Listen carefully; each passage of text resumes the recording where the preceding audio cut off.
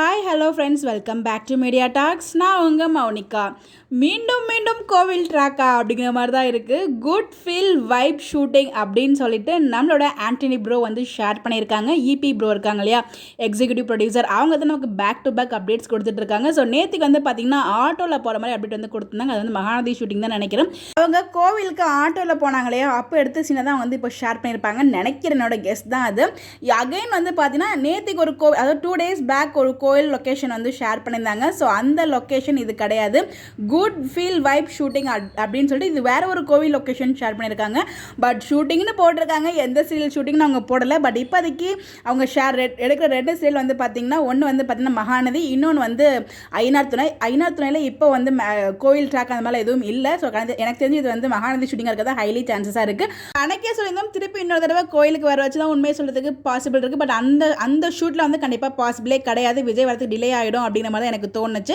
அதை நம்ம ஷேர் பண்ணியிருந்தோம். அதே மாதிரி தான் வந்து டிலே ஆகிடுச்சு. ஸோ கோயிலுக்கு பூட்டிட்டாங்க.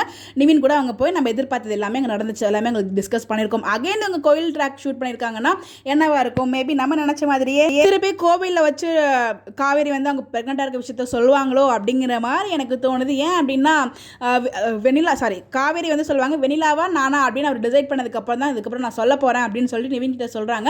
அவர் தான் ஆல்ரெடி வெனிலா கிட்ட ரிவீல் பண்ணிட்டு எனக்கும் காவேரிக்கும் மேரேஜ் ஆயிடுச்சு அப்படின்னு சொல்லிட்டு. ஸோ இந்த விஷயம் காவேரிக்கு தெரிஞ்ச உடனே ஸோ நாளைக்கு வாங்க கோயிலுக்கு மீட் பண்ணலாம் அப்படிங்கிற மாதிரி உடனே கொண்டு வராங்களா இல்லை டிலேவாக கொண்டு வராங்களான்னு தெரியல. பட் இப்படி நடந்தால் நல்லாயிருக்கும் அப்படி தான் நானும் நினைக்கிறேன்.